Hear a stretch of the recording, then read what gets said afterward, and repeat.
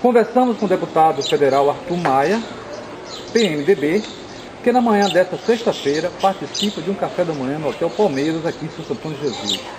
Deputado, qual o motivo de sua visita a Santo Antônio de Jesus e região? Primeiro, uma alegria sempre muito grande estar em Santo Antônio de Jesus, município onde eu reiteradamente tenho tido apoio para estar na Assembleia Legislativa e em outros momentos, e hoje na Câmara Federal.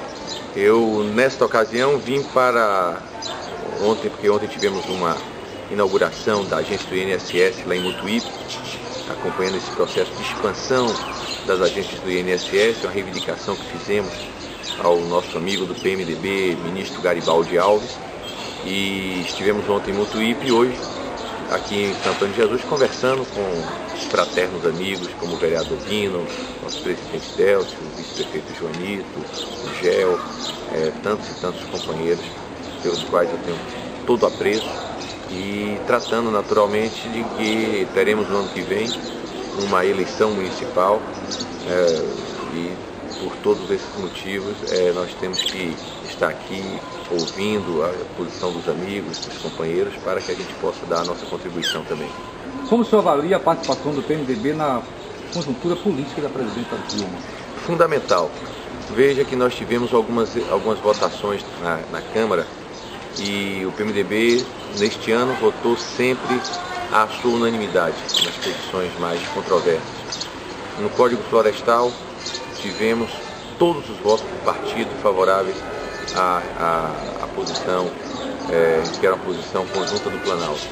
Na DRU, o PMDB foi o partido que deu o maior percentual de votos para a presidenta Dilma. Não fosse o PMDB e a DRU não teria sido aprovada. De sorte que essa aliança PT-PMDB, é uma aliança que tem prevalecido no âmbito federal, tem dado segurança à ministra para que ela possa proceder o seu governo e comandar a sua ação legislativa, tendo uma base de sustentação bastante sólida no Congresso Nacional. O PMDB é o partido que tem a segunda maior bancada na Câmara, mas tem a maior bancada no Senado. Então há um acerto. Nesse ano temos Marco Maia como presidente, no primeiro biênio. A expectativa é que no segundo biênio tenhamos o atual líder do PMDB, o deputado Henrique Eduardo Alves, como presidente da casa. Esse acordo deverá ser mantido e nós temos avançado, portanto, de forma bastante fraterna na relação com o PMDB, com o PT nacional, com a presidenta Dilma, e nos orgulhamos muito de participar dessa administração. Acreditamos que o segundo ano, embates até mais polêmicos tomarão conta do Congresso. Anteontem vimos, por exemplo, o ministro Garibaldi Alves falar em reforma da Previdência Social. Isso é um tema muito polêmico, mas que eu pessoalmente encarno e apoio aquelas colocações feitas pelo ministro.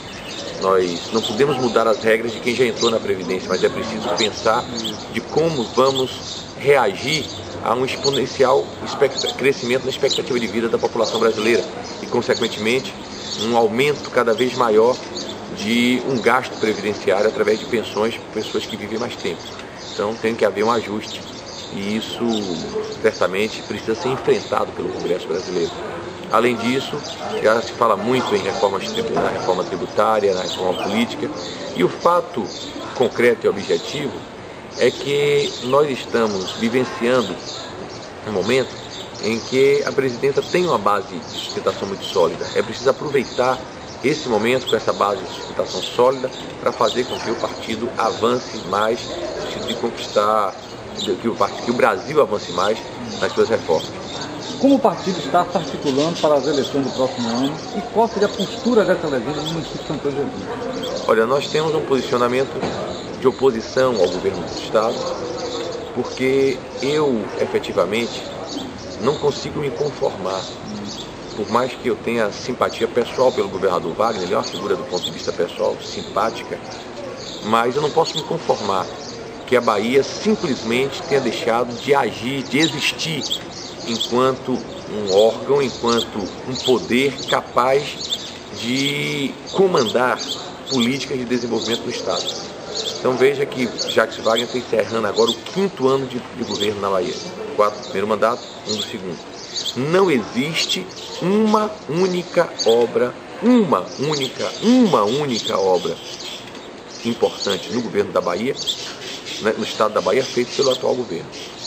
E Wagner passou a ser, de uma forma, aqui para nós, de uma forma um tanto, me parece, pouco confiável, a querer se apropriar das obras federais. Então, onde a gente anda hoje, por exemplo, no estado da Bahia, tem aí essas propagandas da Ferrovia Oeste-Leste como se fosse uma ação do governo da Bahia. Ora, Jacques Wagner e o governo do estado da Bahia tem tanto a ver com a Ferrovia Oeste-Leste quanto eu tenho a ver com a organização do campeonato de futebol do Cazaquistão, ou seja, nada, absolutamente nada. Ele tem se apropriado das obras da Ferrovia Oeste-Leste, ele se apropria do Bolsa Família, ele se apropria do Minha Casa Minha Vida, do Luz para Todos. Isso é uma demonstração evidente da incapacidade que ele tem de fazer qualquer coisa do governo da Bahia. O dinheiro do governo da Bahia tem sido utilizado para financiar essas ONGs, porque hoje a gente tem visto muito escândalo nacional. Isso, no dia que chegar na Bahia, vai ser um drama muito maior. As ONGs do PT, esses movimentos sociais, que têm conseguido muito dinheiro do governo do Estado, mas que não tem efetivamente, na prática, correspondido a coisa nenhuma. Eu vejo, por exemplo, uma coisa clara desse governo, o tal desses territórios que foram criados aí e dos representantes do território. Eu estava lá no oeste da Bahia, numa reunião com 20 prefeitos de uma região. Nenhum conhecia o representante do território. Nenhum prefeito conhecia o representante do território que tinha lá sido colocado pelo PT. Porque, na verdade, não passa de um instrumento que o PT criou para dar emprego a seus militantes. Esse tipo de prática... Uma espécie de guetos regionais. Exatamente.